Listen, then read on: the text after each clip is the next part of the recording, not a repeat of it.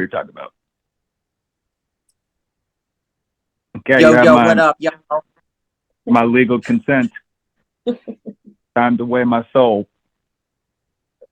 We were talking about. I was just saying, Oh, go ahead, bro. One of the things about it, one of the pulls about it, or one of the things that interests me or stands out about it to me, the scalar thing is, it seems to like similar to other modalities and therapeutic things people do, like taking maybe like medicinal psychedelic mushrooms or like something like that, to where it seems to give you this a little bit of a just like a greater access or a greater feeling of access is a good word, or like just the potential to rewrite your patterns and rewrite your story, and like those repetitive thoughts and habitual thought patterns and ways of seeing the world that we have that get really deeply ingrained in these like grooves and these ruts.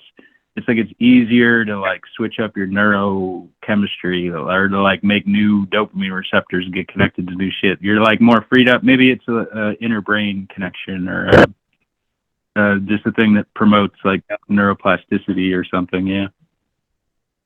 Yep. So we did this scalar thing, Alyssa, yesterday. That's what we're talking about. So you did the what? It's interesting. It's called the energy enhancement system, but then it's related to the word scalar as well. Oh. So it's this thing we did. It's like this kind of like almost like a therapeutic. It was in a wellness center with like massage tables where they do yoga. So it was in a place like that, but it's like these devices that release these like frequencies. I don't really know how it works. It does various things, but it's supposed to have this therapeutic benefits. Like I've done it 3 times now, and you notice a difference? I think it's cool. Yeah, I definitely feel like I do. Yeah, Huh. It's interesting. Yeah, I didn't even know about it a few months ago. Is that right, John? I think this is like I think it's related, right? Unless I'm crossing my fingers, to like some research that Tesla did about some energy fields or something. Right. And no, I'm about to go dig in more into it. So next time I talk to you, Alyssa, I'll probably be able to say something more intelligent. But like, it's just like sometimes I'm not sure the source of the energy, if it's from the earth or if it's just like cosmic background radiation, they call it. Like there's all different freaking kinds of radiation. But it's just some type of energy source. And then I think this scalar thing, I think what it does is it cancels out other frequencies in this area. So there's like these pillars, these machines in each one in each corner of the room, all pointing towards the center of the room. And they're all emitting these certain frequencies and lights and just radiation. And it's apparently supposed to cancel out each other or cancel out like other kinds of radiation, so that when you're in this zone, you can be more beneficially impacted by scalar energies. I'm probably not saying it very well, but like you definitely feel something when you're in it. I need more time to kind of like marinate on it and try it again. It's kind of hard to really, like me and John were saying, I feel like a fair metaphor I'd say now is like, you know, when you're next to like a big power plant or really heavy duty power lines, do you ever feel that buzz, so to speak? It's kind of a similar feeling. Creepy crawly, bugs are crawling all over my skin. My nerves feel a little ranky, jangled nerves, and a little creepy crawl. Like I feel a little restless, like that type of feeling that you get from being near like 5G towers or from being near just shit like that, a lot of noise like that. And then we were making the metaphor that this thing, scalar, is almost like the opposite. It's like instead of like frequency pollution that can be experienced from various things, and then you have military technologies that has different things like sound things and stuff, but it's like the reverse of that. It's like a therapeutic benefit technology type thing. It's this Right. kooky machine that plays trippy lights, and we tweak out. And no, it's actually pretty legit. There's probably there is a center in New York near where my mom lives, kinda. There might be one closer to you down in the Franklin list. There might be one in Pittsburgh, probably, I bet. Like, I'm not trying to sell you on it, but you might be able to see if there's one in your area or whatever. I've never even heard of it. I never heard of it. Even like a few months ago, I never heard of it. And then our friend Spider, her friend did it and was giving these raving reviews. Like, I feel I feel so enriched and stuff. You know, I did this thing, and then Spider was like, all right, let's go. And then we didn't even know what it was. We just kind of showed up. But yeah, it's cool and stuff. Yeah, but we could text you some info on it or something. Yeah. I don't really know if there's a network of centers or if you just gotta kind of look around. I don't really know how you find it, but there's probably something nearby where you're at, I guess. Yeah. Yeah, send me the information, the name of it. Yeah, I will. I'll text you for sure. Yeah, so I just thought we would kind of have a conversation as like a preliminary thing of just kind of like batting around an idea. So we're not going to bongo drums? What? No, I'm down. I'm a smart ass. Don't ignore me. Yeah, so I started reading this book because I've noticed that after I had whatever clarity I had, then I was more interested in how people would say things because I had my own experience. So then language took like a new turn because it tells you, it's kind of reflective of how the person thinks, is what words they use and how they use them. And so now it's kind of like if there's someone out there that has experienced the same thing, I want to know how they explain it or how they say it and what their experience was, because I think that's kind of the interesting what happened? part. You just cut off. Can you hear? Oh, there you're back. You cut out for just 2 seconds. Sorry. Oh, can you hear me now? You're back. You're back. I hear you. Yeah. Yeah. So I started, when I met up with John, we went on our walk and we were talking about, I was watching the Nexum documentary on Hulu. I still and they were talking about we gotta watch that, Lee. Neuro-linguistic programming, stuff like that. And I've noticed that is like a thing that goes around through cults. Like that's the thing that they use. So I was brainwashing, hypnotizing, yeah. Yeah, but like how they were doing it and what they were doing, because what I was noticing in the Nexum thing was that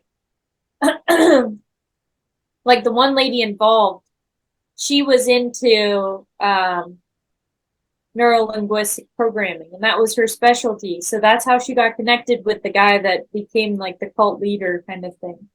But she actually made like a legitimate company with him.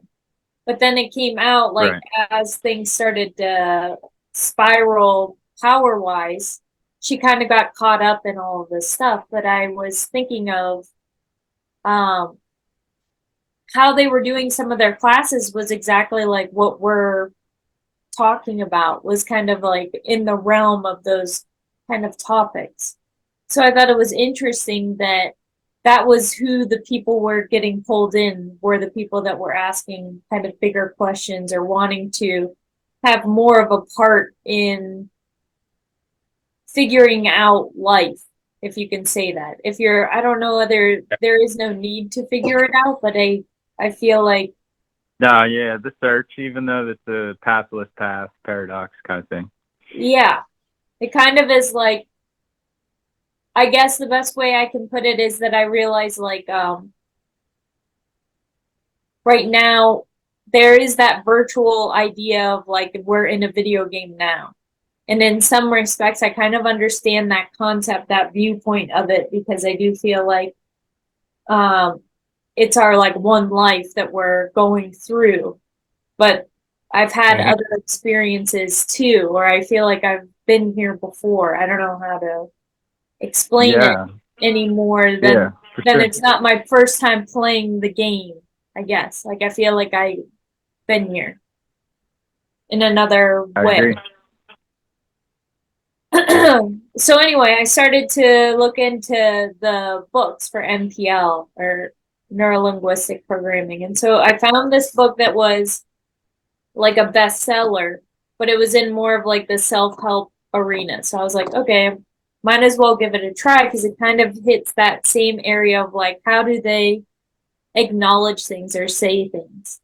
And so I had sent you guys earlier a thing about taking inventory of your thought, like just paying attention to how you think and what you do think and the format in which you think it. Is it like a kind voice, or is it more of like an anxiety voice? Like, what does that voice sound like to you right now? And like, how identified are you with that voice? Or Yeah. is there a little bit of like a watchful, like the watcher on the hills is kind of seeing the voice with a little bit of detachment and all that? Yeah. So that was kind of like what I thought we would talk about today, is kind of that idea, is keeping that in mind of like how you normally think. And if you're working on something, in your mind to change a way of thinking, what is it that you're working on, if you have anything? Yeah, I guess that was. Yeah, it's like we have these different bodies, and there's different ways of, the body's not really divided into different like divisions, but we can divide it in a way of looking at it, of like the emotions separated from the thoughts, separated from the mind, separate from the emotional body, separate from the physical body. And then if there is a fourth body that's like a more etheric body or whatever. And then like separating them to just like observe them and understand them better by seeing distinctions in a way, even though they're not really separate. But it's like, it's interesting to me how neuro-linguistic programming is like a logical practice in a way, but it seems to be effective by hitting some deeper vein of some cross section between the emotional body as well, and possibly the other bodies, other than just the mental body of it being just purely a mental practice. Because if we change the stories, then those stories are also interconnected to our emotions and all of our other stuff going on and stuff. Yep. So, can I jump in real quick? So, like, couple quick things. So, like, I'll start with like just from a big picture before we get too deep into details. Like, have you guys ever heard of the Landmark Forum? Maybe I've heard. I don't really know what it is. So this is the thing I did. I did it up in Boston, and they have different levels to it. And it's like a program. You just show up, and they're like, "We're going to teach you how to fix your life. We're going to teach you how to be joyful." Blah blah blah. And it was pretty cool. It was pretty cool. It was like when I went, it was in Boston. There were like so many intense stories. It was like a room full of like some pretty severely traumatized people. I felt like a fraud being there, to tell you the truth. Like, there were people that like were first responders to 9/11. There were people that had watched loved ones killed or commit suicide right in front of them. There were people like with some serious fucking problems. But like the lesson, the whole, it was a 3-day class. You sit in the room for 8 hours a day, and then they just give you all these instructions and have you share stories with people, and they keep building it up. They're like, "Oh, we're gonna tell you a secret on the last day. Oh, you better get ready. We're gonna tell you a secret on the last day. You're gonna know everything." And that was their, basically was like effectively NLP, where they just said that like words create reality, and how you think and what words you think will determine your reality. And like, that's the secret, basically, which is, it's a starter. Now, knowing the secret and knowing how to use the secret, I think, are two very, very fucking different things. But then my comment would be like, I've read in some spiritual books and texts, Matthias de Stefano, initiation kind of stuff on Gaia. He talks about there's many levels to reality, but he says the primary level is mind, that like it's mental, like it's mind, it's a projection. Like the universe isn't actually taking up space, it's a projection, it's a hologram. So it looks like it's taking up space, but it's not. There's no, everything is 99% empty space. And so I don't know, that's kind of another cool concept that comes to my mind. So just kind of, I don't know, I'm just rambling, but like to tie it to what John said, because I think that's the best direction to take it in my mind anyway, which is like, how does it play out? And why is it something that you might want to give a fuck about or not give a fuck about? But like, because it's like, have you guys seen the thing? Sorry, I'm talking too long, but like, have you seen the things where the guy like holds out his arm and then someone tells them, they're like, think about the deepest love you've ever felt. Muscle test. And then they try to push, you know what I mean? And then they try and push his arm down. What? Say it again, John? Oh, I think it's called kinesiology or muscle testing. Well, kinesiology is kind of a broad category, but yeah, it could be a form of that. Oh, sorry, it must not be that. It must just be muscle testing then, yeah. Yeah, and then, but then they'd have, you know, you do the same thing and you think something about shame, and then they can push your arm down easily. But when you're thinking love, your arm stays very strong. And it's the same thing in my life. I 100% know this, that like, if I wake up in a good mood and I start the day with good momentum and I start to feel like, yeah, I can do this, then it's like the whole day fucking takes care of itself. I don't have to do anything. Everything is effortless. It's only on those days when I start to doubt and question myself, and then those kind of words enter into my consciousness. And from what you said, Alyssa, I definitely skew towards the defense mindsets. You know what I mean? Like, oh, if this motherfucker screws me over, what am I going to do? Oh, I'll have the last laugh on him. He'll see. You know, or like, oh, government's coming after me. What am I going to do? I better get some water. I better get some guns. I better get some energy. What am I going to do? Right.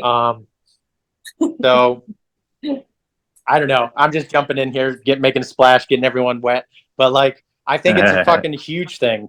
I think the NLP is a fucking massive thing. I don't really like the word NLP, but I think it just speaks to like maybe a concept of manifesting, of like, because what you think is almost a result of what state you're in, and what state you're in determines what you think, what determines what you say.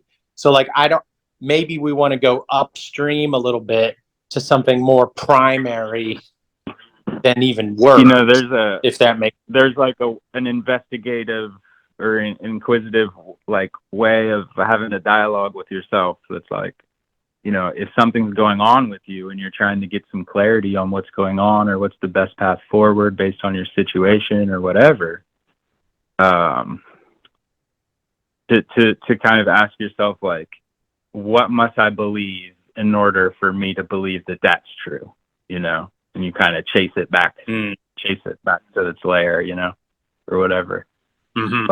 Like, oh, like I'm sad because this person rejected me or something like that. Well, what must I believe in order for that to be true? Well, you know, do I believe or is something about the way I'm behaving right now implying that I believe like that I'm somehow not good enough or have these insecurities or I'm unlovable or like, oh, I don't think I have this even idea about myself. Oh, I can't like sing or dance or something silly like that. Like, I don't know.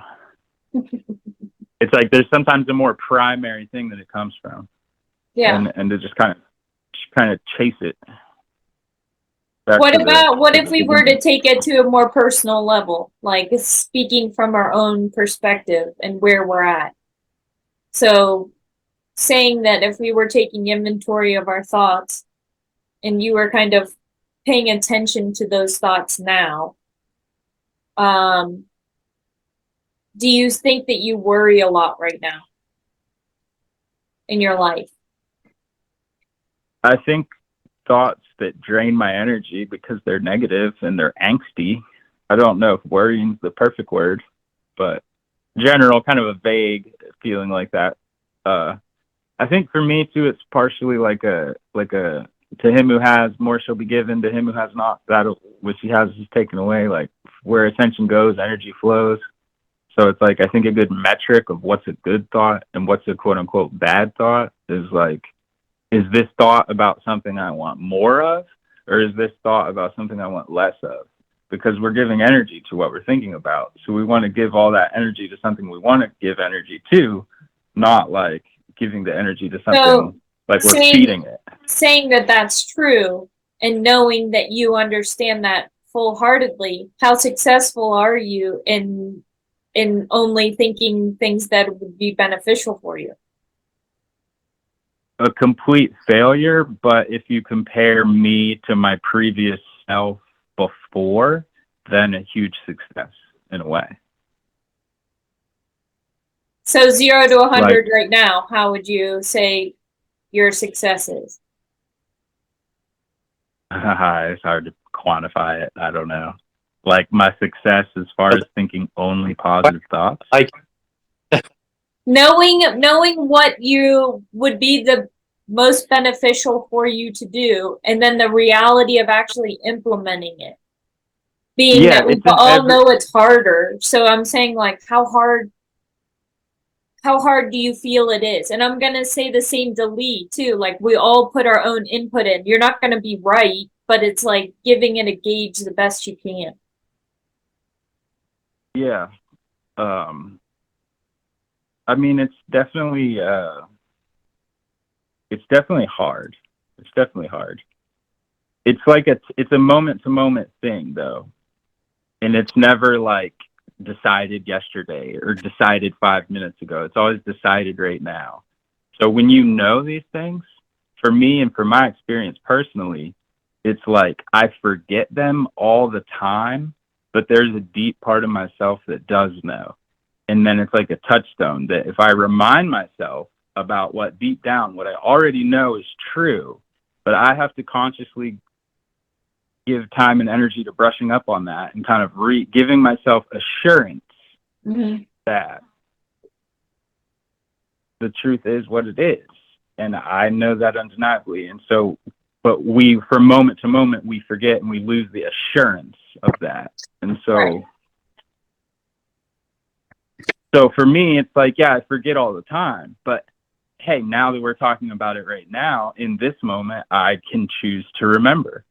And I can choose to open my heart to these things that are of a more subtle nature and less like physical and dense and into the lower, like all like just thinking super worldly thoughts, money, sex, you know, but to think thoughts of a more subtler nature, like I can choose that right now. So it's like anytime you're talking about it, that's an opportunity to remember. And then, so it's like, but I forget all the time for sure. But it's like a muscle you have to keep working at. Right. Yeah. Lee, what would you say? That's what I was. Yep. That's what I was going to go in the direction that John just started going in there, which is like, I feel like if somebody talks to me or wants to have a conversation about like, hey, how should you stay calm? Or I just noticed myself throughout my whole life, I've constantly played the role for my friends of, hey, bro, it's going to be okay. Let's talk about it. It's going to work out. Like, let's not stress about it. Let's find a new way to look at this. Let's find a new place to put our focus. So it's like, I guess so. One, if I'm doing it for somebody else, it's a lot easier than doing it for myself. Two, if it's really just brought up and put on the table of like, hey, what do you really think, Lee? Then like it kind of activates it in me because I have to like forcibly remember it and be like, wait, how do I think about this again? And I'm like, oh yeah, that's right. Like I'm an infinite being. I am not just this flesh and blood. Like this is just a container. I am the consciousness that animates it. Like there's like no need to worry about these day-to-day things.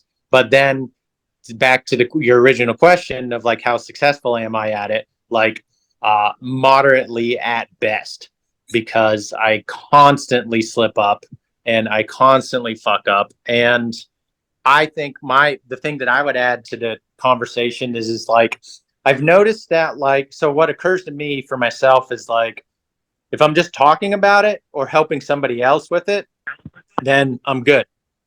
But where I fuck up is more so through day-to-day life from stupid, repeated mistakes.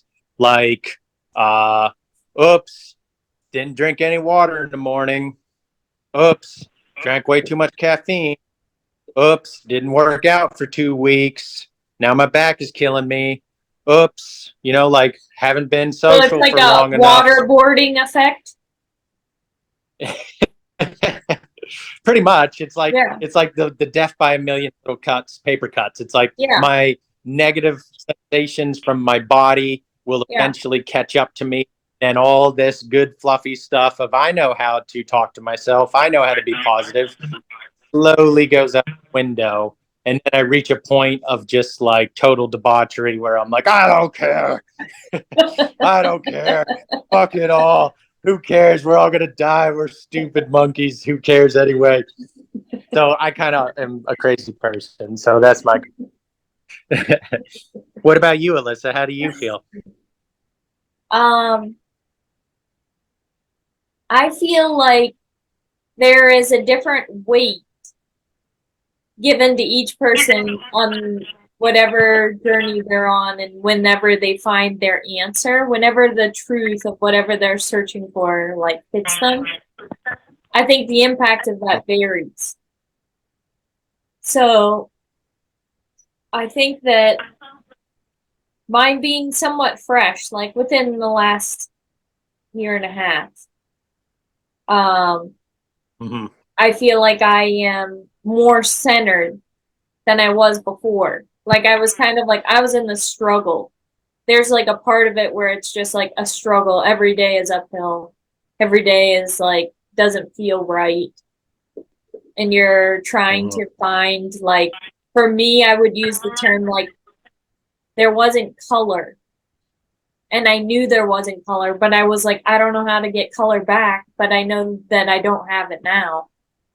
So it kind of felt like that type of feeling where I was like, I hope it comes back, but I don't know how it's going to.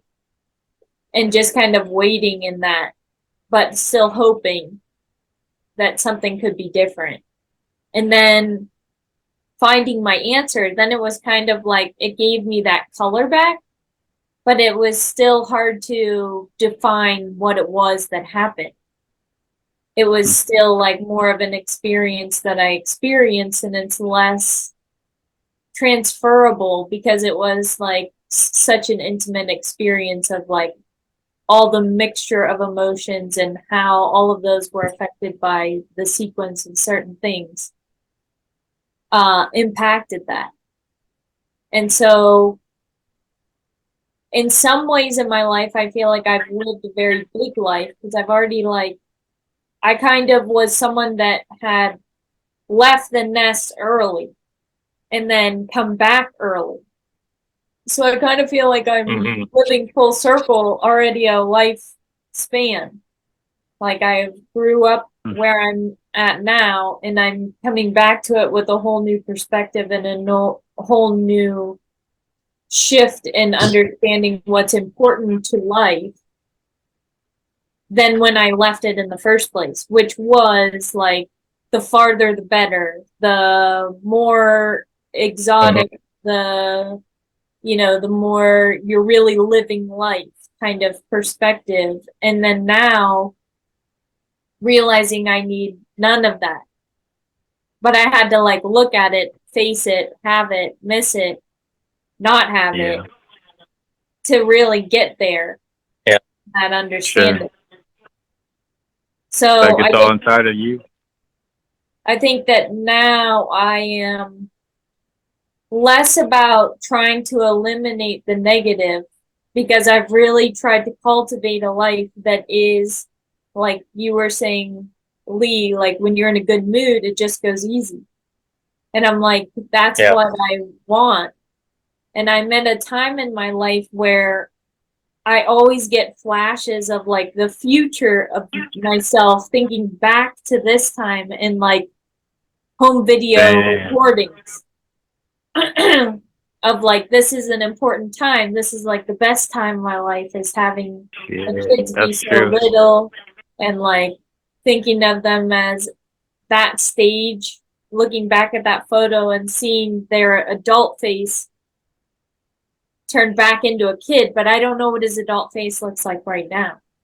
So it's like that excitement of that ahead, but I see it from being old already.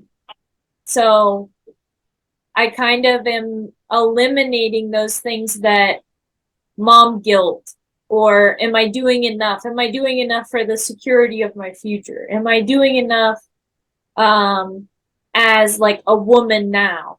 Am I doing enough? Am I having a big enough family? Every question from every direction. And I try to just like silence it because there's no point in thinking about it. Because the only thing that you have is the presence of today.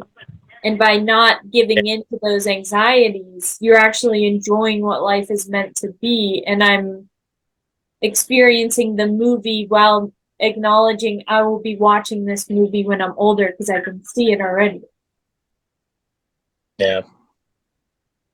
I like that a lot. Yeah, That's beautiful. Can That you makes guys me hear think me well? quickly. My camera's a little, or my thing's a little frozen, but I can hear you guys just fine, so I can. Yeah, still sometimes chat. we lose you on video, but you come back.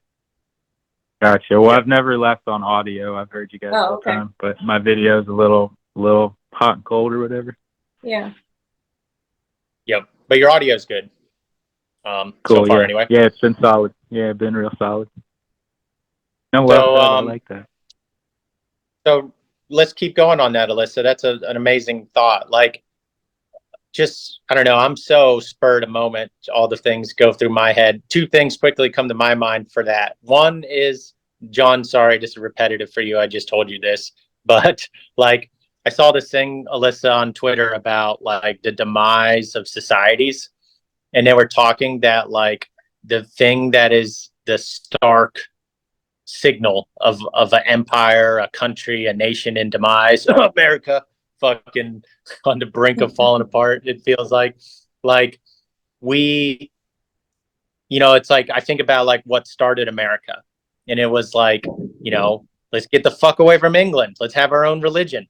Let's have our own economy that's not so taxed. Let's be free. There's this big land. Who knows what's in it? Grizzly bears. Holy shit. What the fuck is that? Let's kill one. Like there's this risk-taking adventure and this sense of pride in taking a risk and furthering humanity and seeing what's around the bend. And like, I feel like in order because, so I'm just going to tell you the news right now, Alyssa. I don't know if I told you, my girlfriend's pregnant. No. Congratulations. Thank you. Sorry, it's an awkward kind of way to tell you, but I need it for my point I'm trying to make. To the more important point of. Yeah, the more using a little shit already, it's not even born. But like, it's like having a kid is such a risk. And like, I feel good. I feel excited. We're happy, all the stuff. But like, I've never had a kid before. I'm 38. This is, first time up at bat. And like, there's so many things that go through your head. Like, tell you, I'll be calling, asking you for tips. Like you've already been through that and I'm just starting. But like, there's so much risk to that. Especially in today's day and world, it's like I don't want my kid taking all these vaccines. I might want my kid homeschooled. Like I like so much shit going on right now. Like, fuck, which is a valid feeling. Yeah, but it's like if people stop having kids, then the species is done, and the planet. We need more smart kids. And everyone talks about the world as being like overpopulated, and it's like they're just out of date with the science. The science shows now that we're going to have massive depopulation across the world. Like all the models now show 100 years out, there's going to be less people on the planet than there are today. And I agree with that. I think that makes a lot of sense. China, they had a single child policy for 40 years. China's going to go from like 1.2 billion to like 700 million in the next like 30 years. And America's not growing. The only reason America's population is going up is because of immigration. And it's just odd to me that I don't know, like I'm not really sure what I'm trying to say, but there's something about poorer countries having more kids. But really what I wanted to talk about is like, in order to take a risk, there has to be a foundation of faith, because if you think you're going to fail, then why even try? Mm-hmm. And there's like this faith element, I feel like, too, of what we're talking about, of like, we're never going to know what's around the bend. And like what you were saying, Alyssa, there's always going to be things about the day that are a pain in the butt and that negative drains on us potentially. Like, I don't see that ending anytime soon. Mm-hmm. But it's like, maybe it's just as simple as like doubt, faith. Which one wins on any given day? Mm-hmm. That's all. I don't know. And that's where my head goes for that. And that's why I've been praying more than I ever have my whole life, the last like 6 months or so. And that is probably corny to a lot of people, but you see enough shit in your life and you feel enough shit and you learn enough about history, and it's not so silly anymore. Mm-hmm.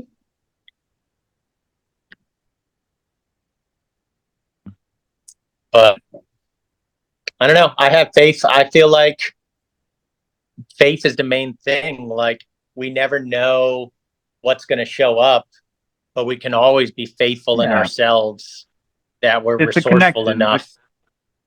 The conscious person is going to be more trusting, not because of their gambling on a far shot, but they're just more in touch with their reality, their situation, probably a little bit. Oh no, I'm getting kicked off again. Oh wait, I'm still here. Okay, I still hear you guys. Okay, nice. Because it's like, we were talking about faith. It's like, well, what did I gotta say? It's like, on one sense, it's like we're not going to lose much from this macro perspective because we have nothing to lose. So what is there to be holding back for, like? Yep. Exactly. If Yep. you truly believe that, you would change your actions. Right. Yep. And then you would think different, and then you would say different words, and you'd program your ass to be a different person. Mm-hmm.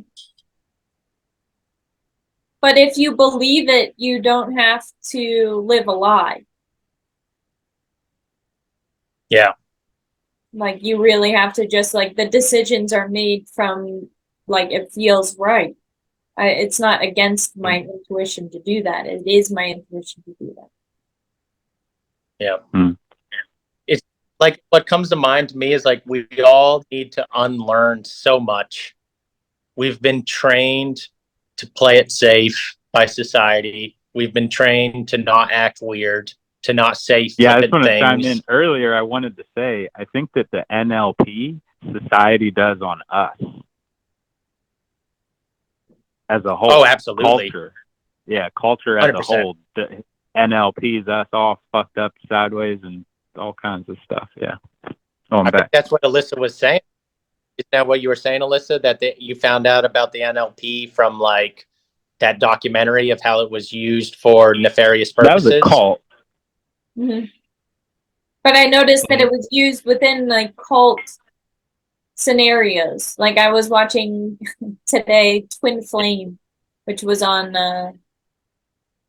Prime. It's a documentary, and they used the guy like studied it with that, and it's kind of like, yeah, like I think, John, you were saying the matching of like emotions in your consciousness, like talking Right. to those things and anchoring them together, that you're making Yeah, get them working with. together in unison. Mm-hmm. And Not some fighting things, each other. like, the emotional body wants this. The mental body wants this, and I think that Physical body wants this. Nexum and their like calling of people, a lot of people were locked up. Like, you get to a point where you're like straitjacketed and you have to like change the way you think, otherwise you're like stuck. And so I think that a lot of people go to them to unlock those things and feel like, oh, I can move again. I've been so locked up, I couldn't get out of my own way. So that's the Right. thing that opens up their mind to it, because they're like, oh, right, I have become so rigid. Or like, this is a silly example, but I just got a minivan, and I was talking to Kimmy, who we went to high school with. Leah and I went to high school with, and I was telling her that I got a minivan, and, like, I'm pretty excited about it. And she's like, oh, I would never drive a minivan. Never. Because, like, from high school, it was always like people had SUVs, or there was like a perception or a thought perception of like only cool people drive SUVs. And so Kimmy's like, no way would I ever get a van. No way. I could never break that thought. So it's just funny. Some people are very open and honest about their thinking process and how attached they are to that way of thinking, even though they know it sounds ridiculous, even talking about it. I'm fucking walking. I ain't getting in that minivan. No way would I cool be caught dead seen in that going around town. Fucking Uber. You commit suicide to myself. Like, get that fucking thing away from me. Yeah, exactly. So you can address it like humorous, because it's very apparent, but it's still true. It still is very valid and true to her that, like, no, I would never do that. But I mean, we can have our aesthetic. I could appreciate aesthetic preferences, but if it's in the way of practicality, then it's dumb, Like, it's cool to, like, have your favorite type of car you like, but if that's going to get in the way of you being practical, then that's when it gets out of a little bit too far. But some people don't rationalize it because they've made the decision. Like, you've made a rash decision that's made a truth that is now, you've never taken the time to question how solid is the truth. And if you're actually, like, concerned, you realize, like, oh, why is this why did I make this such a hard call? It really puts a spin on going out in the world when you realize that these people out here that we're interacting with, is so much behavior is completely robotic, mechanical operating of these mechanical beings operating on emotion from weather and events, and there's no intention. It's just this big mess. I don't know. Well, that's, man, 100%. Like that, this is, so what this makes my mind think of, I think what we're really talking about here, at least in my opinion, is the evolution of consciousness in the battle of light versus dark. So that might sound a little dramatic, but I really think that's true. Quite dramatic. Yeah, but well, let me just back it up a little. So the one thing I'd say is the evolution of consciousness. So it's like, this is something I've looked into a bit. I'm definitely not an expert or anything, not an expert on anything. I just know a lot about a lot of things. But like, or a little about a lot of things I meant to say, but like tribalism is like the biggest driving force in humanity. It's how we got to where we're at today. Like, for sure, because we would have never survived as a species if we didn't band together and be like, yo, we got to build a city. Yo, we got to keep these tigers out. Yo, we need to learn how to farm. Yo, we need to find a way to stop this black plague from killing all of us. Like, it was tribalism that kept us together, and then stories around the campfire that bonded us, like, as a species. And that's what let us take over the planet. Not because we're stronger than the other beings or things, animals of the planet, but because we could work together. And so tribalism had its place in the scaffolding of the evolution of consciousness. But it maybe has reached a limit, or the limit, because there's an aspect of tribalism where it's like, yeah, you do need to look cool. You do need external approval. You do need grace from the tribe. Because if the tribe says you're not cool, you're out in the cold and you no longer survive.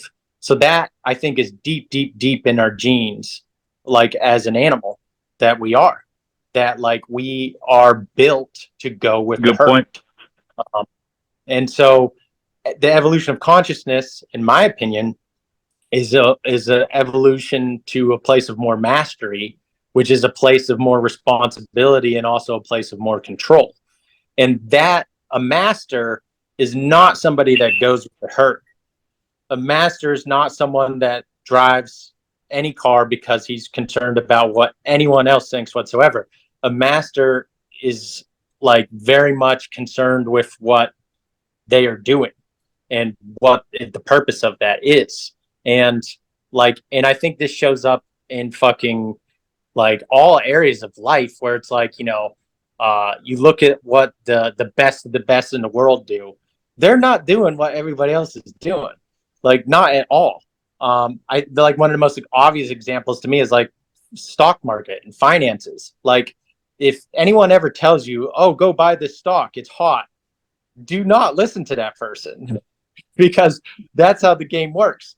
Because by the time the herd has found out about something being a good opportunity, it's no longer a good opportunity because too many people know about it. Yeah, that's what it is. But the creator, the master, you know, like Elon Musk isn't sitting around like worried about the price of Tesla stock. I guarantee he's not. I've seen him talk about it. He doesn't give a fuck. He's concerned with what cool new thing am I going to build next that's going to change people's minds and blow people up with, oh my God, that's amazing. Mm-hmm. And then the second reason so I think we're going through an evolution of consciousness. And then the battle of the light versus dark becomes, if we do have a consciousness that can evolve, who wants all the chips? Who wants control of the herd? Who wants to use these NLP programs to take control of the planet? Well, who wants to enforce? But the question is who?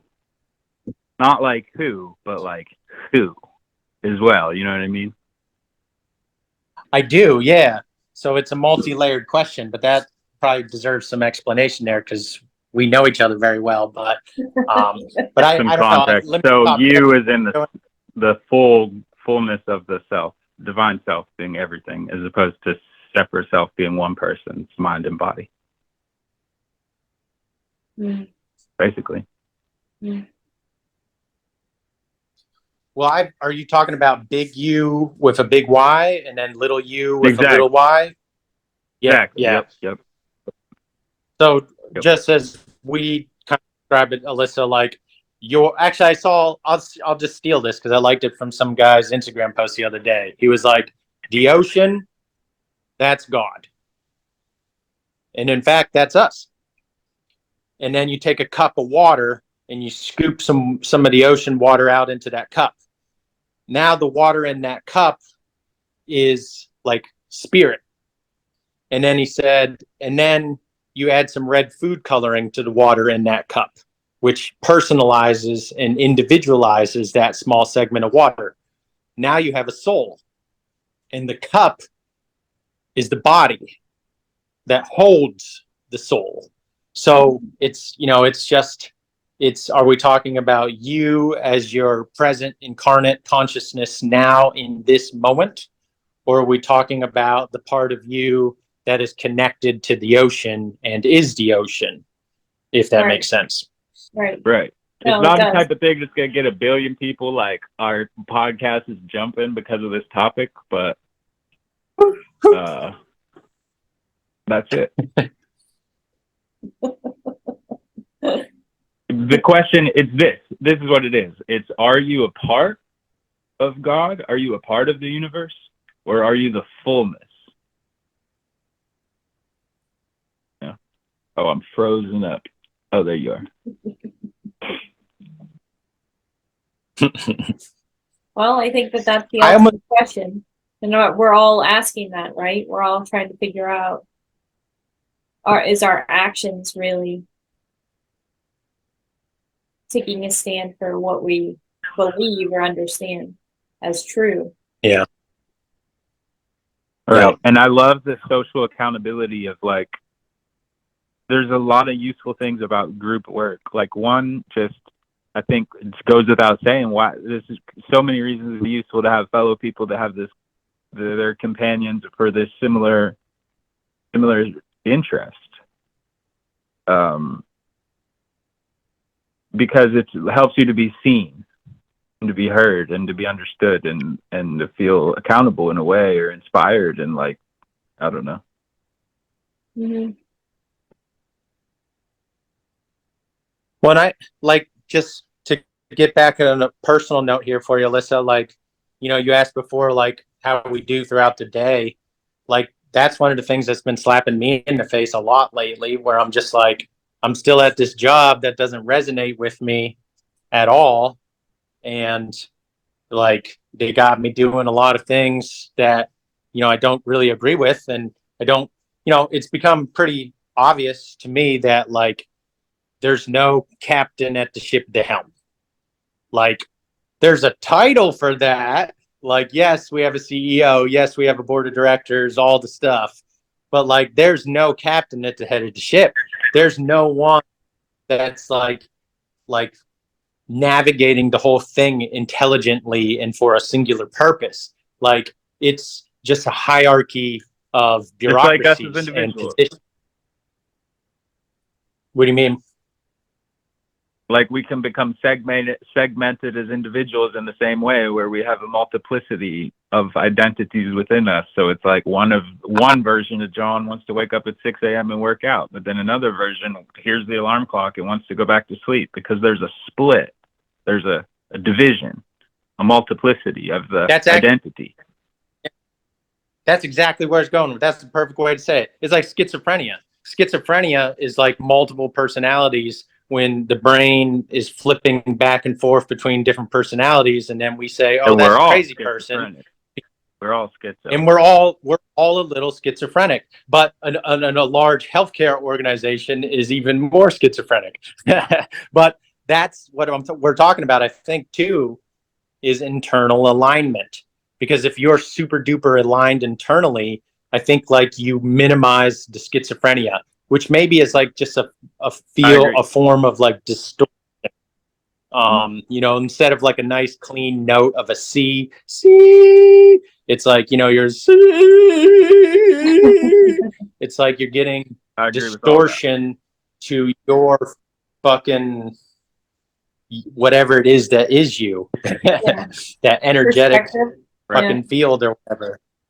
It's like if the truth is love, then when you're looking at the truth, but you're not looking at it face to face, but as in a mirror dimly or whatever, then you're seeing some shit that's kind of your vision's all speckled and fucked up. You're not seeing right. It's an illusion. It's actually literally really an illusion. It's not just a metaphor or a combination of words. Like actually, it's just a thought.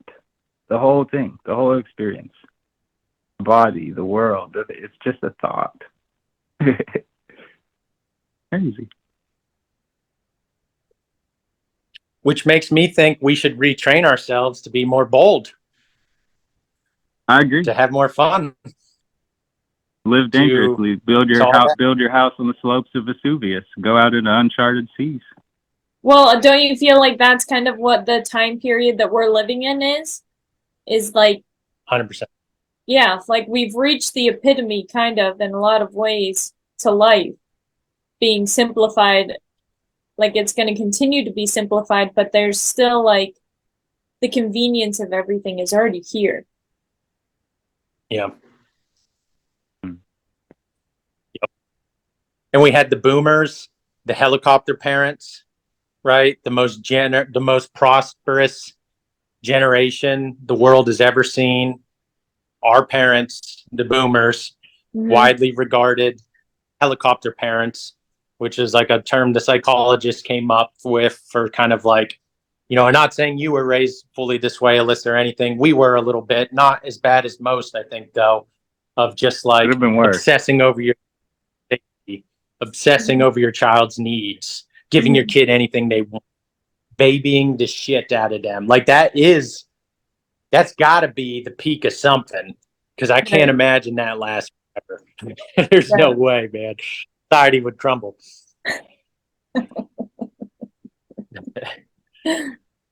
I'm a little dramatic. I think that we've kind of I love that theme so much. Sorry to interrupt you. No, go ahead. Yeah, that's it. I just love the theme of take risks, live boldly, go out into uncharted seas, live dangerously. Like, that's when you feel most alive, and that's when you learn the most, and that's when you grow the most. So even though it can be exhilarating, but it can be miserable and scary and painful too, because the shit happens. But you're the most alive, and you're like learning the most. So it is the most beneficial path, is to live dangerously. That's this stuff we say, like don't rearrange deck chairs on the Titanic, because you're going to fucking die. Stop doing this pointless shit.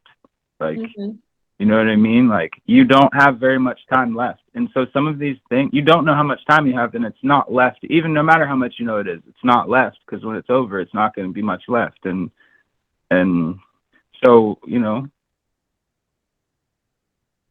that's what it is. We want to take risks. Because how do we integrate the death? That's the big one. Like, it's kind of always a blinder on, a buffer, the shield. Even in a way, we say, oh, well, I have these moments, I'm feeling nice and brave, and I talk about how I'm not afraid to die, but integrated all the way to the cellular level, all of us not afraid. Every ounce of our entire being has no fear of death. Like, we're not there. So that's a good money spot, I guess, to explore.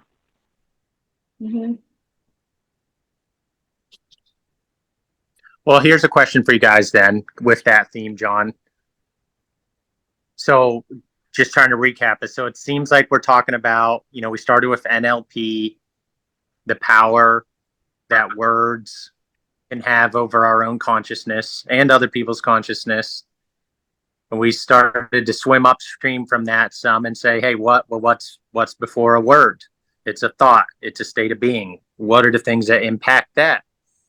And we talked that, you know, I feel like we have a somewhat of a consensus of, like, you know, living more boldly towards the life that we truly want, as opposed to the life we were conditioned to want, which I think that's the mass scale, you know, NLP psyops. Yeah, put all the chips in the middle, all in. Put the chips on the table. Don't hold them back.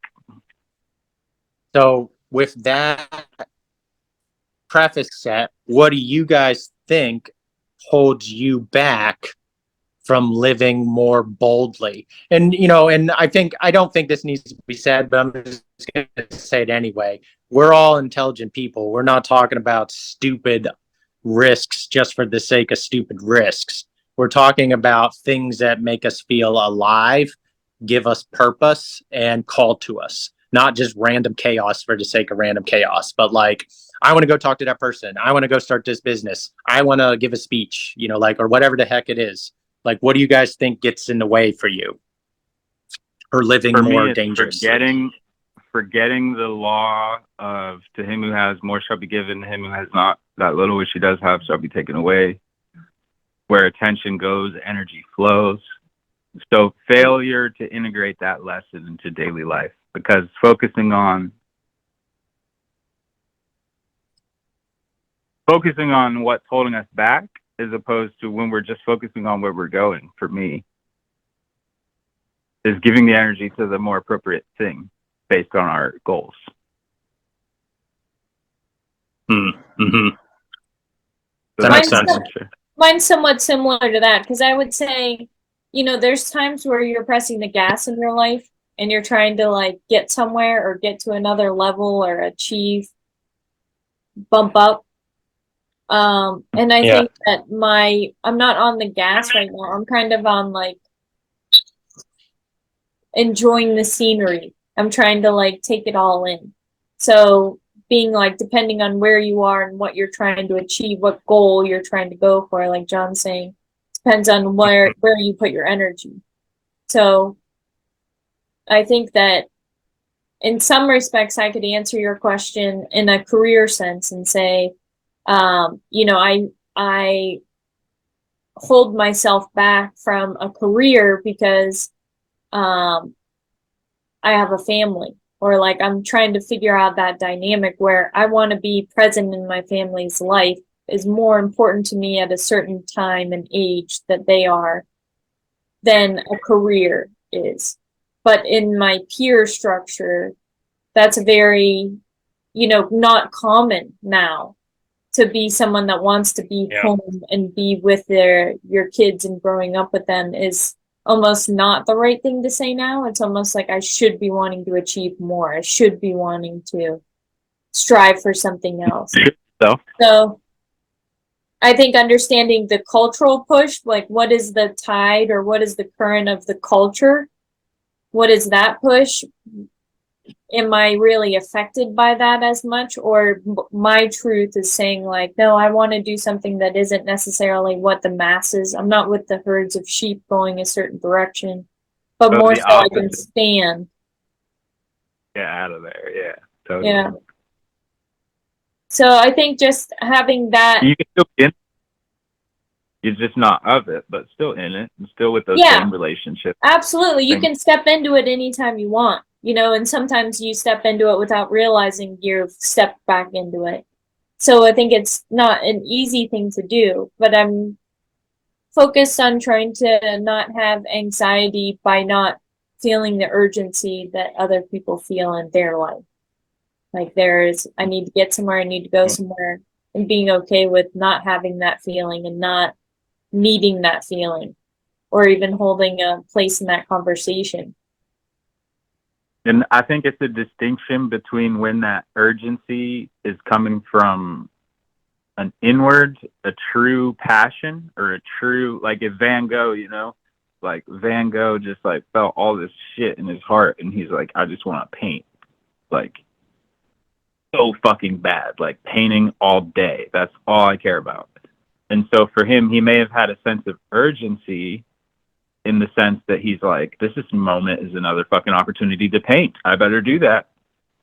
But that's not urgency like from society saying, Van Gogh, get a fucking job and have kids and do all the standard moves. That's a more passionate and a more inwardly sourced urgency. So it's a different urgency than a culturally imposed one. Yeah, both. Mm-hmm. Mm-hmm. I struggle with same thing, but just a little different flavor of it. Mine is just almost like, really since COVID, it's like I always was a little rebellious and it kind of grew over the years. And then COVID really pushed me over the edge and just made me be like, man, I'm tired of y'all, you dumbass expert. Because you know me, Alyssa, right? I was always a pretty smart kid, but kind of quiet and, you know, kind of pretty shy, especially through high school and college, I'd say. And like, I can't tell you how many times I wanted to speak up because I just knew that the teacher was wrong, or I knew that a friend was wrong. And like, I remember, I don't even remember. This is the perfect metaphor for it. I can't even. Carlson. Do you remember that kid? He was on the basketball team. Yeah. He was like 2 or 3 years older than us. Yeah. I remember when I was a freshman, I think he was a senior or something. And I was in the locker room and I was just talking how I talk. And he just looked at me and he goes, you think you're real fucking smart using all those big words, don't you, you little fucking nerd? And I internalized that at a young age, and I was like, oh, okay. Don't say too much. Like, that's an important thing in life. Got it. Yeah, it so forces like, us I think to I become just closet intellectuals, you know, because of the nature of the situation out there sometimes. Yeah, the sleepers don't like their dreams interrupted. They don't want to be woken. They want to sleep peacefully. And I mean, so I don't know. It developed in me in a sense of rebellion. And then COVID pushed me over the edge. And now sometimes, Alyssa, it's like I will be rebellious to myself, or something will happen in the world that pisses me off, and then I'll shoot myself in the foot. And I don't know why. And I think it's just because I'm focusing too much on negativity still at times. And then it brings down like my energy state. And then it's easier for me to doubt myself. And but as opposed to, but I've gotten better of like just not consuming as much news and just really going with the vibe of like fuck it, and you know, like it's got whatever's going to be is going to be. And it's more important to choose happiness. And I just keep saying, I've been saying this to John, I've been saying this to a lot of people. The thing that comes to my mind a lot lately is just wisdom. And like, I just view wisdom as like the proper leverage applied at the proper time. Because it's like, so going with a video game little metaphor, because I'm really, really good at video games. So it's like anybody can beat any video game if you play it enough times.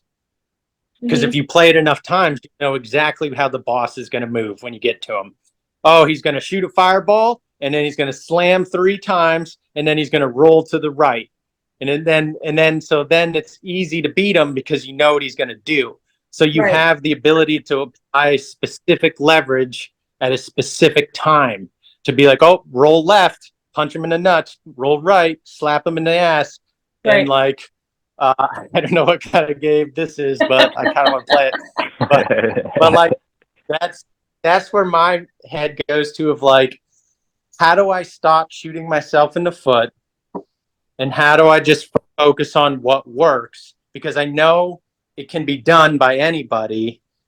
It's really just about like, how fast can we learn? Maybe, I don't know if that makes sense. No, I get what you're saying. Mm-hmm. I'm with you guys. My video is not working, but my call has been working fine this whole time. So I'm just going to hang out on the audio.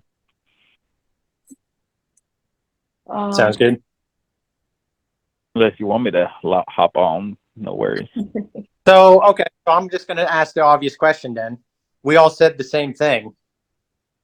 How do we focus more on positive things and things that put us in a good state? But I think it's more fundamental to that question, because even that very question is coming from a perspective that there's a problem that we're going to solve because things are less than perfect and problems exist. And yeah, so it's like, you should just be at peace with whatever is going to happen. So it's like, rather than trying to focus on figuring out how to not focus on bad things, yeah, I think it's just like, keep touching your touchstone. What are the good things? Okay, I'm going to put my energy into those. I'm going to put my thoughts or water. I'm going to water the plants I want to grow. And so instead of like saying like, man, I got this really big problem focusing, I think it would just be more like, go forward into something that you want to create. Yeah. Agreed. And then that makes me focusing think is like a problem solves itself. Yeah. Well, here's sorry if I'm talking too much. Bill Burr has his comedy special where he talks about how he like let go of religion. And I know that's not what we're talking about, but I just thought it was lined up perfectly with what you're saying, John, because he was like, he said he used to be, I think, like angry at religion, and it didn't really stay with him. And then he was like, I just stopped going, man. I just stopped paying attention. And then he just like takes the microphone further away from him. He's like, "No, Father, I'll show whatever." It just drifted away from me, and it was so peaceful. And it's just, I guess, the tricky part is maybe is doing that with themselves. Because it's like, okay, Black Lives Matters. I don't like what they're doing. I don't like the fact that they lied and did a bunch of stuff. Okay, I can let go of that. No big deal. There's no Black Lives Matter riots happening in my fucking front yard. But then me, my being, myself, my life is just feels more personal, doesn't it? Like a little harder to let go of. To apply the teaching to. Yeah. I'm not saying it's wrong. That's not what I'm saying. I'm just saying it seems trickier to do with things very personal and specific to my life. I try to not attach myself to those identities, though. Like, whatever is the identifying marker to that would be the thing that you would look at. I feel like. So, for instance, when I think of politics, something that's very black and white, what if you land in the gray? You know, like, what does that even sound like? What does that even look like? Because everything is so extreme.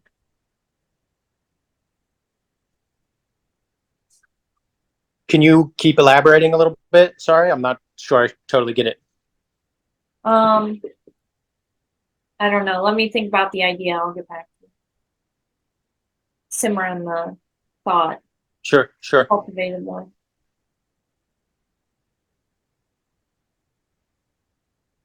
Because it's like, man, it's so easy to judge ourselves and kind of be harsh on ourselves because we think we need to be doing other than, and now we're all this negativity and why didn't I? And then it's this emotional thing that's not even connected to words, and it's like stored in our muscles, and we've been carrying it, and we don't even know how to fucking get rid of it. We just kind of forgot it was even there, sort of. And, you know, Yeah. And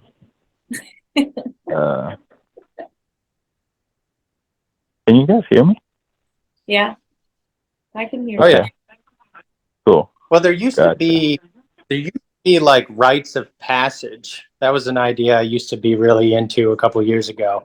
Like, you know, there used to be like going back, we'll go way back and then we'll go medium back and then we'll do something modern. But it's like way back, it's like if you wanted to be a man, you had to go out and do the first hunt. You had to prove yourself that you could provide and hunt. So that was a rite of passage.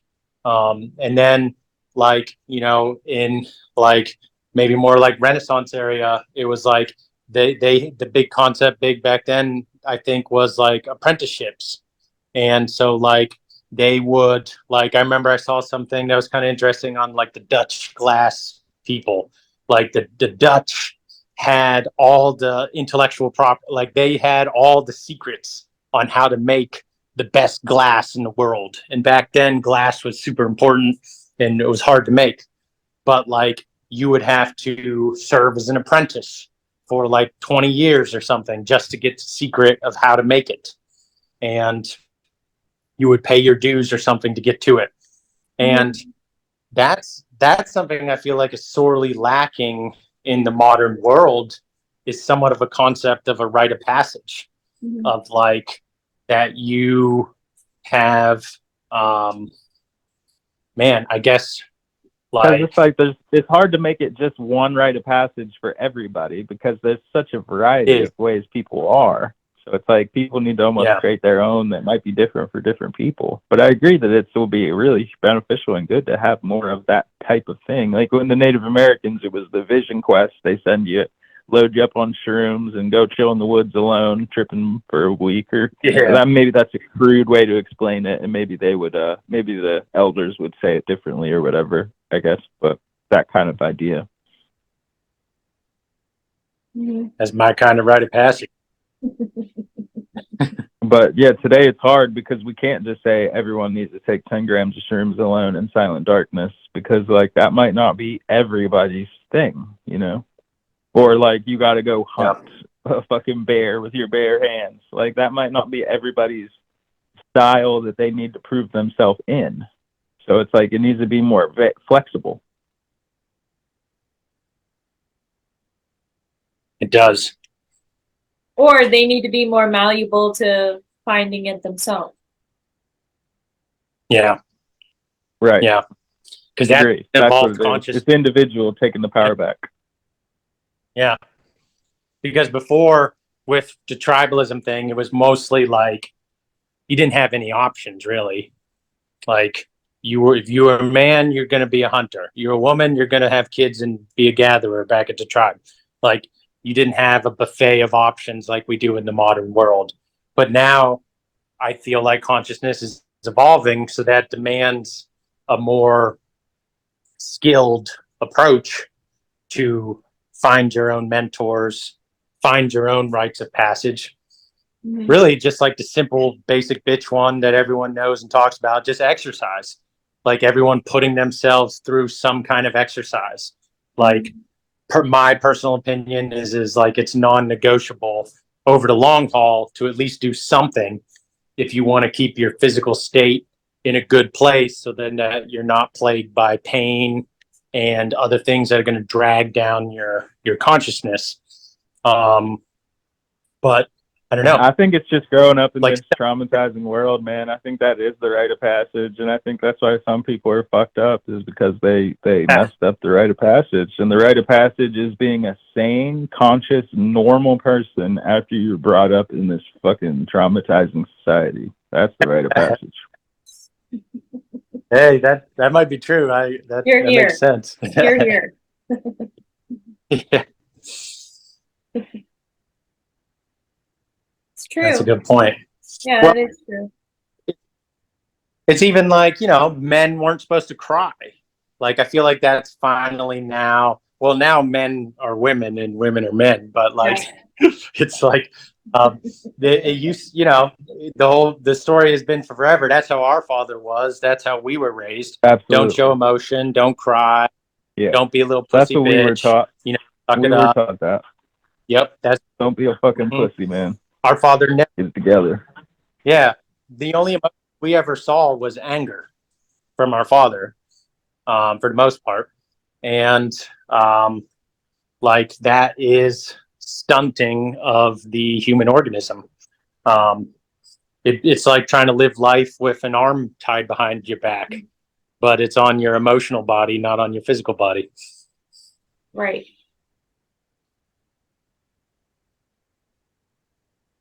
Yeah, man. Well, your parents seem exactly the opposite of each other. They are. Yeah. Yeah. They are. Yep. Yep. What about your parents, Alyssa? I know your dad's passed away, but were they opposites or? Yes and no. Enough of the opposite that they would they had their own, personalities, but their humor would match. They could find the humor that they would be on a rhythm together. And I think that they Yeah. always respected their family. They always made like they were both committed to family. So I think that the things they chose to make important in their life, they chose to connect on those things. That's beautiful. Nice. Yeah. Nice. The style in which they did it would be different and unique. But humor was the buffer. Yeah. Sounds like a healthy thing to me. Yeah. Yeah, no complaints. Sounds like they cared about each other. Yeah. Yeah. That honestly, this, I don't know. I'll get the corny comments. I don't care. I'll say it all day. That makes me think of just what I've been thinking and feeling recently of like, the truth is that like we're all family. Like, really. Yep. Like, Yep. it's just that we've only viewed it as blood family. Mhm. And people will say, and like, our dad's the same way. My girlfriend's parents are the same way. Most people are this way. Blood's thicker than water, y'all. Like, you can have, hey, friends come and go, but family's for forever. And it's like, part of me agrees with that, but also part of me is like, no, that's not true. And that's part of the problem. Because although I would say it's true that tight family bonds has kept us going, it's also the source of all of our fucking wars and stuff as well, for the most part too. Right. Because it is the ability to love your family and yet view the other as an enemy. Like, if no one loved their family, they wouldn't be going to war to fight and protect their country. But if we all viewed it more like Jesus viewed it, or what the I was truth just is, about to bust which out, man. Yep. Because that was his lesson. And like, I feel like if we can get to the point where we view everybody as family and all He said those that who want to means, become. Jesus said pain in those the ass people. too. His parents were waiting outside the city for him, and the followers were like, "Jesus, aren't you going to go hang out with your family?" And Jesus said, who is my family? The people who want to wake up are my family. You guys are my family, my disciples. You guys are my family. That's what my family is for me. So I'll read a quote. I got a quote. I'll read it. It's about this family. It says, illumination dissolves all material ties and binds men together with the golden chains of spiritual understanding. It acknowledges only the leadership of the Christ. It has no ritual or rule, but the divine, impersonal, universal love. No worship other than the inner flame that is ever lit at the shrine of spirit. This union is the free state of spiritual brotherhood. The only restraint is the discipline of the soul. Therefore, we know liberty without license. We are a united universe without physical limits, a divine service to God without ceremony, without creed. The illumined walk without fear by grace. That's a badass quote.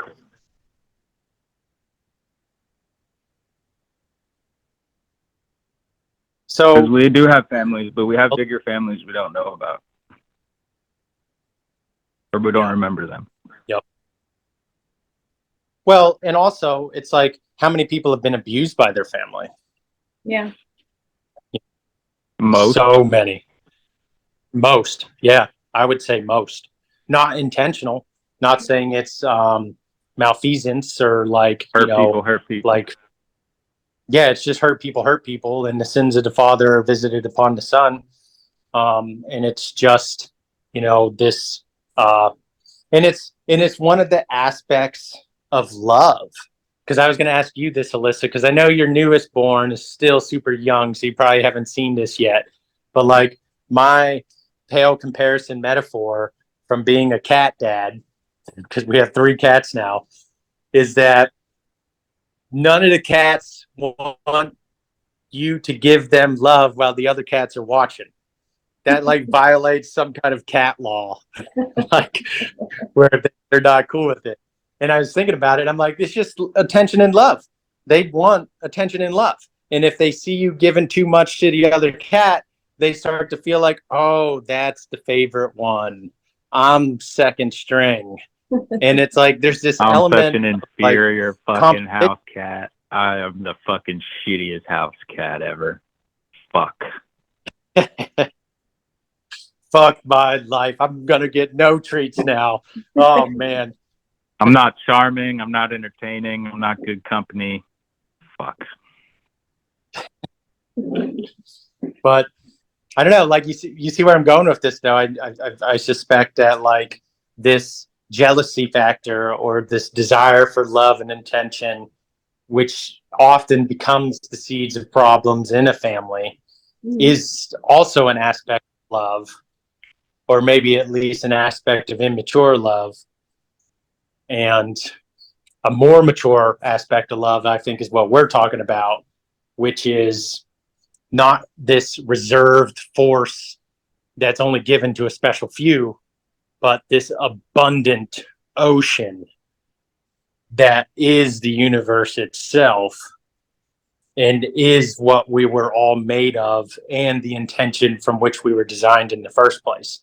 So it's not something that needs to be like sparingly used. It's something that can just flow.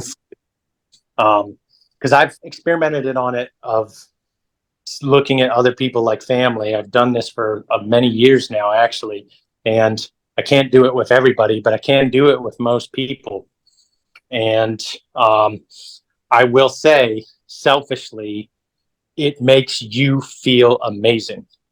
It's not like walking around like, oh, I'm just here to love everybody else. I'm just here to make sure everybody else gets to love. It's like, well, yes, but that's not why I do it.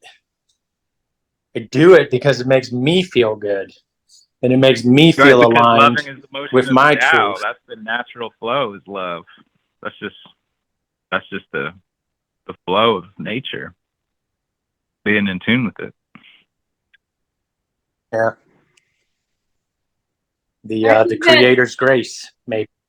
I think your thing about saying family, like everybody's family, I think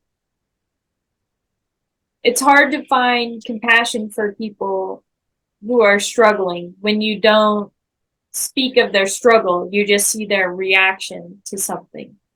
So if you can Good fast point. track the actions of people and know that they're not in control of themselves at that point. Like They know not what they do. Mhm.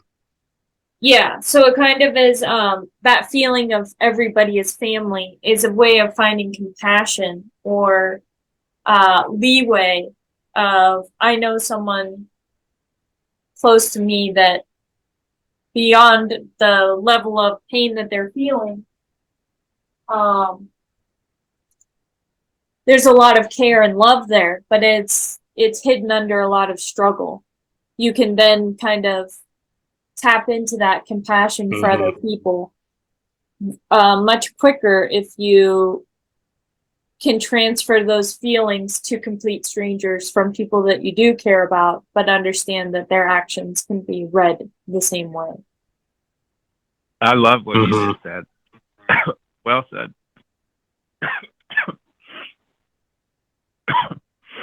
Yeah. Yeah. It's like we're us gonna human feel beings, better, so just it's like Lee maybe said, we're not. We're gonna feel better with that. Excuse me. What did you say? When we're giving, we're feeling better than when we're getting. It's so like God. It's like how many times have I had to hammer on this point for myself? You know, and then it's like, oh, forgot again. It feels better to give. Yep. Yep. Aye, this guy, man. Luckily, forgetting everything, man. What the fuck? I swear with this one. Well, we've been talking for over an hour. I think we did pretty good. I like not bad. Yeah, I feel like that feels like chill, feels relaxed. I feel like we have prompts that we can keep moving it through. Right. I liked our conversation today. I thought it was interesting.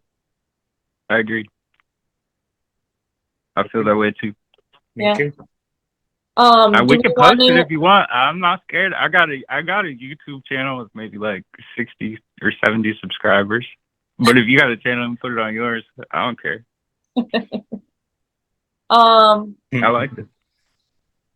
Do we want to try to do this in 2 weeks' time? Like every 2 weeks? Do we want to try on Sundays? Let's start with that. I'm open to it. Yeah, we could do it next Sunday. We could do it in 2 weeks, whatever. Okay. I don't care. Okay. I'm down. Okay. I'm down. I'm down. All right. Who wants to lead the Captain Planet? The next one? Who wants to come with the thought ideas to start us off?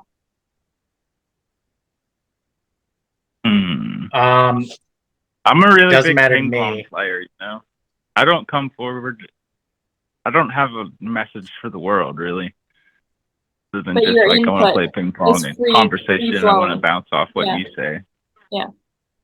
Okay. My style. I can come up with things, and I can and will sometime, and I'm happy to. All right. More generally, I'm more of a ping ponger. I just like to talk about what other people want to say, because then I can talk to them about what I want to talk to about, but I can infuse it into what they're interested in. You know?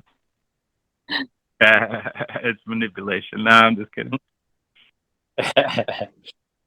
I kind of like the topic, just thinking it off my head, about state identification and state mastery, of just like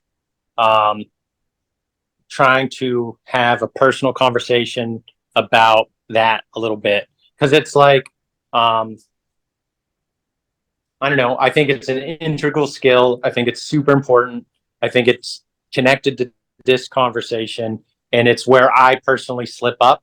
And I think it's probably where most people probably slip up, is like, if I had basically, like John said, some touchstones, some kind of a concept or a phrase or whatever, or a process to do to reset yourself or to change your state. because that's what mastery of consciousness says to me, which is you're no longer a slave to your state. You are in control of your state. So I don't know. That's the topic. I can try and think of something a little more Yeah, I like it. pointed. I like it. I like Yeah. it. Yeah, Okay. like here's something I'm interested in. I could put forward a topic just because this is something I'm really interested in, which is like, again, infusing it with not focusing on what you don't want. To him who has, more should be given. So we've got to infuse it with that. But thinking about all these ways that if we can make subtle tweaks in the way we live our lives, we could save so much energy, because we're constantly like thinking too much, which every human does, drains our energy. Eating too much drains our energy. Talking too much drains our energy. Having too many negative emotions too often is draining our energy. And, you know, so the reason why we can't ever get anything done in our bigger things is because we keep losing all our energy to all these stupid things.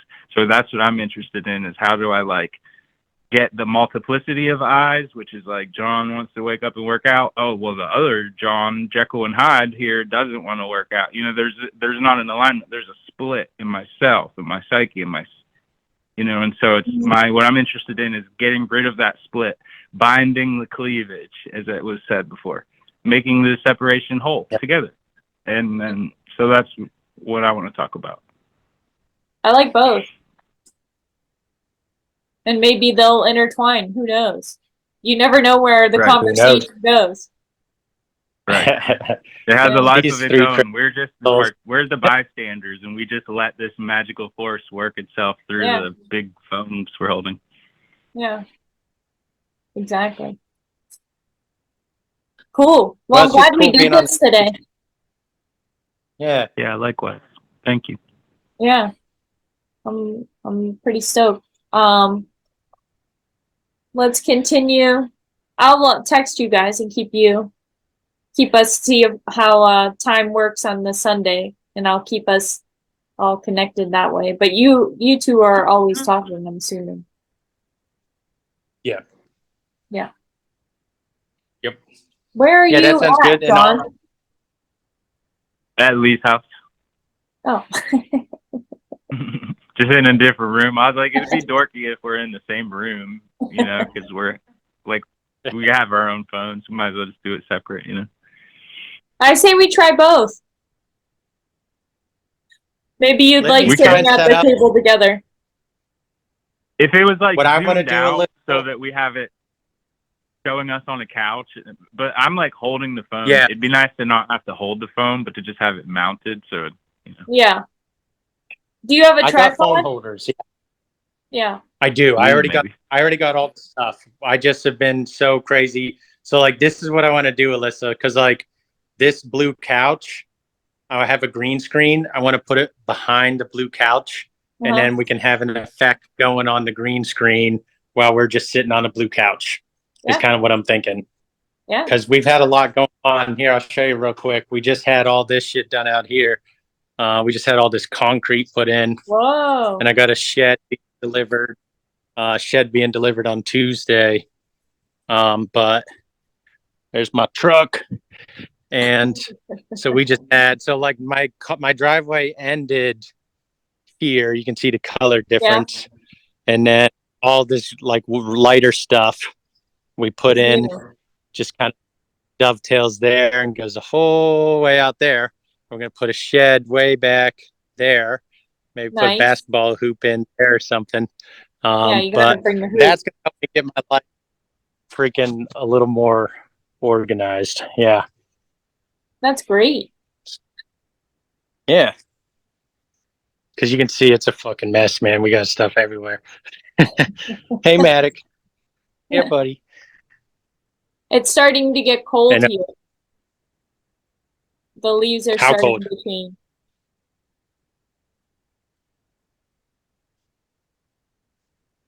That's always a nice time of year. I love fall here. Yeah, it's my favorite season. Yeah, it's the best. Yeah. It's so beautiful. I love it. I know. It smells so good outside.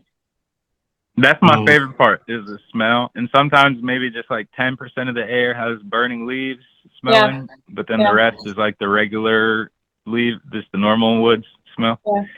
Dirt, That's a good one. water. Yeah. It makes me feel like a kid again. Yeah. That's another thing I want to get back Yeah. to. Is just like getting more tapped into, like, sometimes if I'm like, say I'm always like my typical day, I'm like pounding like a pot of coffee and smoking like 5 joints, and like I get disconnected from my emotions. And then sometimes when I do certain things or hit the brakes or like fast or something, then I'll feel all these emotions, you know, make me feel connected to my childhood. Like it's through all these, like through the leaves and all this stuff, you know. Mm-hmm. We're all just wrapped up, man. We got a lot of layers, a lot of shit. We certainly do. Yeah. That's for sure. Yeah. Well, it's been a pleasure, Alyssa. Thanks for reaching out again. This is great. Yeah. Let's keep doing it. Yeah. I'll text out to this so that all 3 of us can download the file. Okay. And I think our rule has to be, no matter what, who gives a fuck, we're posting it. So, and we can post it on more than one. I'm in. That's the vibe I want to go with. Let's just post. We'll eventually get better. We can always go back to older stuff and edit and. Yep. I agree. bits, No but- one's watching this shit, man. This needs to be out here for the one cool person that maybe actually got something or it was useful for it to be created. Maybe. I mean, for sure. Let's do it. I'm All right. down. Yep. Heavy metal. Yeah. Balls to the let's touch wall, base right? soon That's about how the we're next living. one, and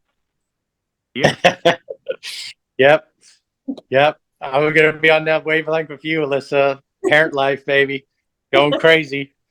Holy. It's fun. You're going to Oh, man. enjoy it. We're going to be able to match our energy sources. Definitely.